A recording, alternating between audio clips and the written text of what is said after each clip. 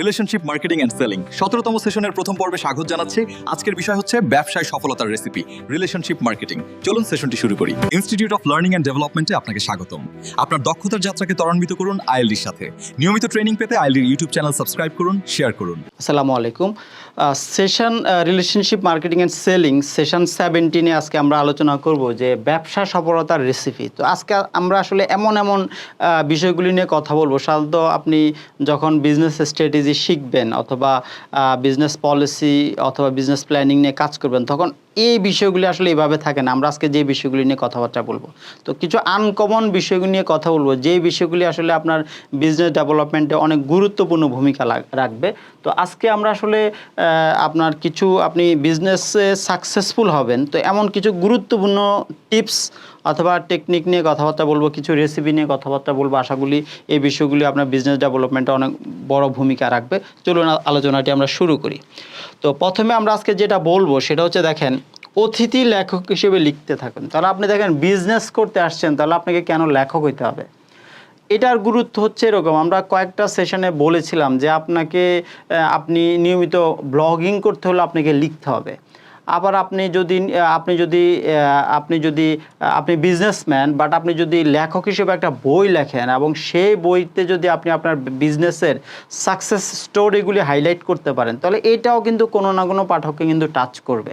ওকে, তাহলে জাস্ট আপনি অতিথি লেখক হিসেবে যদি লিখতে থাকেন এবং সেই লেখালেখির মাধ্যমে কিন্তু এক ধরনের কাস্টমার তৈরি হবে, যারা কিন্তু আপনার নিউ কাস্টমার অথবা সেই নিউ কাস্টমার একসময় আপনার পটেনশিয়াল কাস্টমার অথবা আপনার লয়াল কাস্টমারে পরিণত হবে। অর্থাৎ লেখালেখি করেও কিন্তু বিজনেস ডেভেলপমেন্ট করা যায়, সেটাকে আমরা আসলে ফোকাস করছি। তাহলে নতুন পাঠকদের কাছে গ্রহণযোগ্যতা লাভ করা, অতিথি ব্লগার অথবা নতুন পাঠকদের কাছে সহজে আপনি গ্রহণযোগ্যতা লাভ করতে পারেন যদি আপনি বিজনেস করেন, বাট বিজনেসের পাশাপাশি যদি লেখালেখি করতে পারেন, সেখানেও কিন্তু নতুন কাস্টমার ডেভেলপমেন্টের একটা ইম্প্যাক্ট থাকে। নিয়মিত বিভিন্ন বিষয়ের উপর ব্লগ লেখার চেষ্টা করুন, যাতে আপনার গ্রহণযোগ্যতা তৈরি করবে। ওকে, এখন ব্লগ লেখাটা আসলে শুধুমাত্র যে আপনি ওয়েবসাইটে লিখবেন তা না। সোশ্যাল মিডিয়াতেও যদি আপনি নিয়মিত লেখালেখি করেন, তাহলে আপনার লেখার কারণে কিন্তু কিছু ফলোয়ার তৈরি হবে, এবং লিঙ্কডইনে লিখলে কিন্তু একটা এডুকেটেড ফলোয়ার তৈরি হবে, ফেসবুকে লিখলেও কিন্তু একটা ফলোয়ার তৈরি হবে। বাট আপনাকে লেখালেখিটা নিয়মিত করতে হবে। সো আপনি যদি নিয়মিত লেখালেখি করেন, তাহলে কিন্তু আপনি একজন লেখক হিসেবে অবশ্যই আপনার একটা পরিচিতি তৈরি হবে। ওকে, সো আমরা যেটা মিন করতেছি সেটা হলো যে ব্যবসা সফলতার রেসিপি। সো এই রেসিপি নাম্বার 1 রেসিপি সেটা হচ্ছে, আপনি যদি নিয়মিত লেখালেখি করেন, তো এই লেখালেখির মাধ্যমে কিন্তু আপনার কিছু পাঠক তৈরি হবে। ওকে, এই পাঠকরাও কিন্তু আপনার নিউ কাস্টমারে পরিণত করা সম্ভব। সোশ্যাল মিডিয়াতে লিখলে আপনার পাঠকরা আপনার ফলোয়ার হবে, এই ফলোয়ার থেকে আপনি এই ফলোয়ারদের কাছে আপনার প্রোডাক্ট কিংবা সার্ভিস আপনি বিক্রি করতে পারেন। তো এভাবে কিন্তু নিউ কাস্টমার ডেভেলপ করা যায়, অথবা তাদের সাথে আপনি বিজনেস করতে পারেন। ডিসকাউন্ট বা ডিল অফার করা, তাহলে আমরা কাস্টমারদের সাথে বিভিন্ন ধরনের ডিসকাউন্ট অফার করি, এবং ডিসকাউন্ট অফার করাটা হচ্ছে আসলে সবচেয়ে পুয়ার স্ট্র্যাটেজি।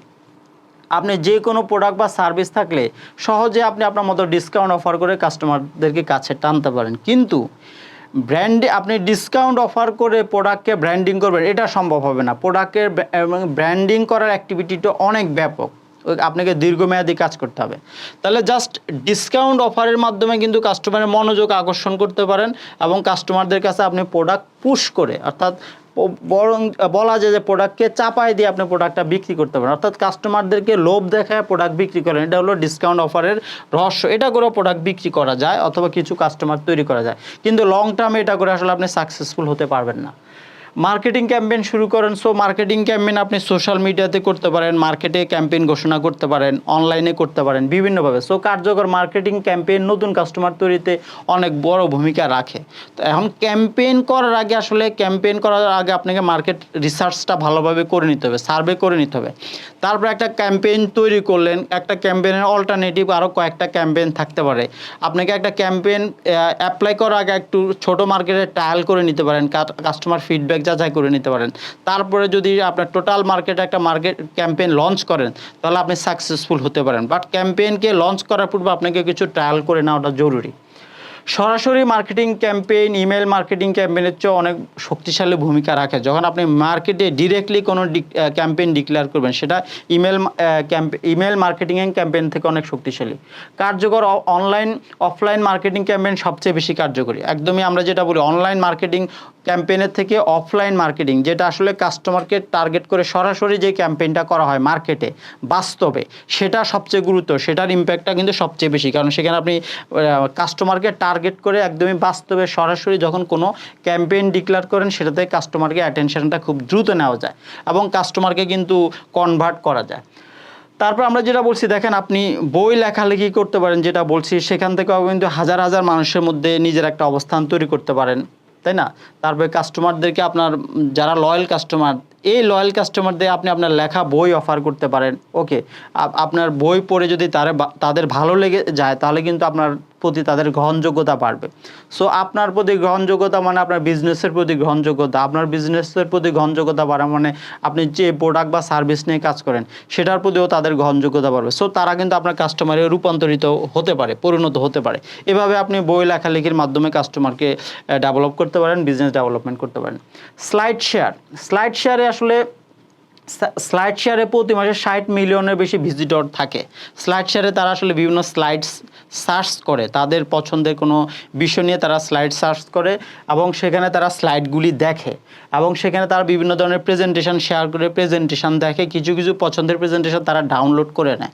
তাহলে স্লাইড শেয়ারও আপনি স্লাইড শেয়ারিংয়ের মাধ্যমে আপনি আপনার যে কোনো বিষয়ভিত্তিক যোগ্যতা দক্ষতার আপনার প্রমাণ রাখতে পারেন আপনার স্লাইড শেয়ারের মাধ্যমে এবং সেখান থেকেও কিন্তু আপনার সম্পর্কে, আপনি আপনার প্রোডাক্ট সম্পর্কে, আপনার সম্পর্কে একটা ইমেজ ডেভেলপমেন্ট করতে পারেন। আমি নিজেও স্লাইড শেয়ার করি, সো সেখানে অনেক কিন্তু ফলোয়ার আছে যারা আমাদের স্লাইডগুলি নিয়মিত ডাউনলোড করে নেয়, অনেকে পরবর্তীতে আমাদের সাথে যোগাযোগ করে। অর্থাৎ স্লাইড শেয়ারের যে গুরুত্ব রয়েছে এটা বাস্তব প্রমাণ হচ্ছে আমি।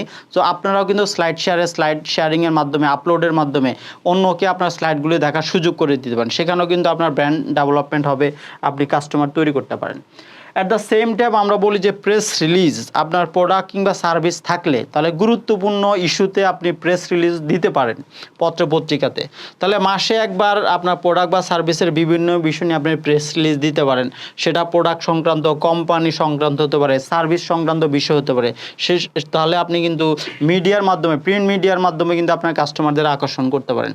সেমিনারে অথবা কিংবা ওয়েবিনারের মাধ্যমে কিন্তু আপনি কাস্টমারদেরকে, নতুন কাস্টমার তৈরি করতে পারেন। অর্থাৎ সেমিনারে, কোনো বিষয়ভিত্তিক সেমিনারে তাদেরকে ইনভাইট করতে পারেন অথবা অনলাইনে ওয়েবিনারের মাধ্যমে তাদেরকে আপনি কাস্টমারে রূপান্তর করতে পারেন।